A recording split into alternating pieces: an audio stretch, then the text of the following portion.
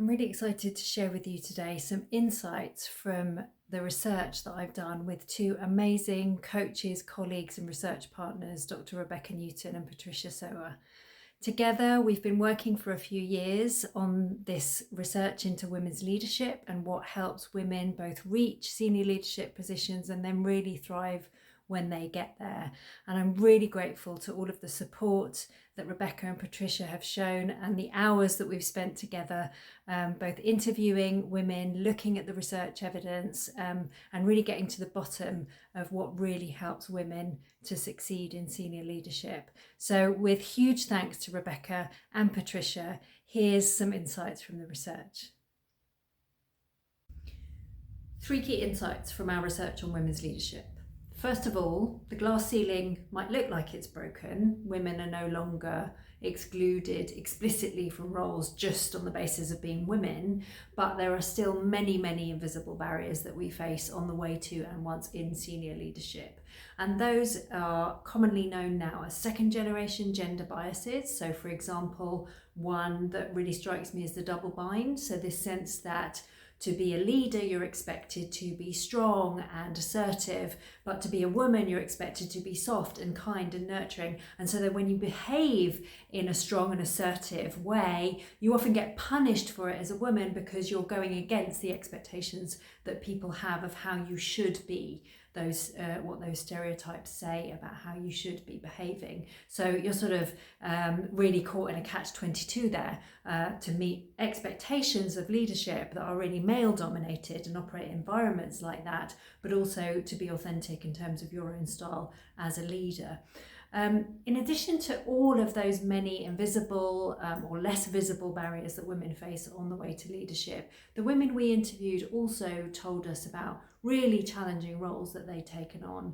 We investigated this concept known as the glass cliff, which is a phenomenon where women find themselves in roles that are more challenging and more precarious than their male counterparts. And this has been seen all over the world in different sectors, in different types of organisations. And there are a lot of studies showing that it is something that happens to women, not in every single case, but certainly the women we spoke to talked a lot about taking on really challenging roles, things that were toxic, huge, really broken, that they've been brought in, especially because women are often branded as fixers and seen as having the skills to do that. But also a more sinister interpretation can be that in some way they're set up to fail.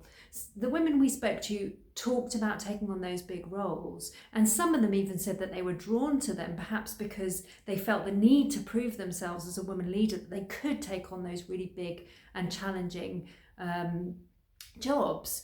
But what they certainly reported frequently in our study and in other research is feeling alone once they're in those roles, feeling particularly like it's harder to ask for help, that need to prove yourself, and that feeling of loneliness in leadership, which is obviously not a new phenomenon.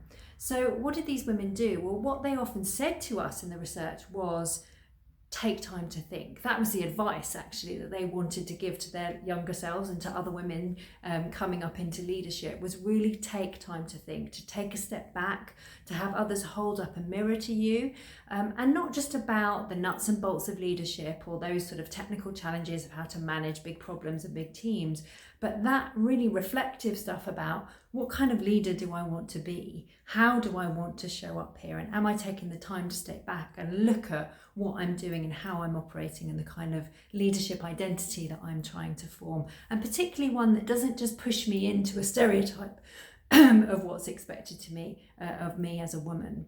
So one of the big takeaways for me was the finding that although many women reported the value of coaching and mentoring and peer support in finding that time to take a step back and to think, many of them also spoke about how rare it was to be offered that.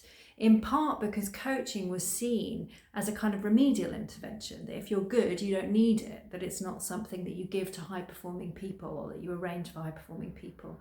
So I guess one of the key takeaways for me is, are you taking time to think? Have you got spaces, whether that's with other women leaders or with a coach or with your mentor, to take that step back and to think about your approach to your career and to your leadership? And if not, where could you get that support and help and find those spaces, particularly if you're good, particularly if you've taken on a really challenging leadership role, because that is what coaching and mentoring can really help with. Hope this has been useful. If you want to find out more about our research, you can see it on my website. It was also featured recently in the Financial Times, and I'd love to talk to you about it, so get in touch.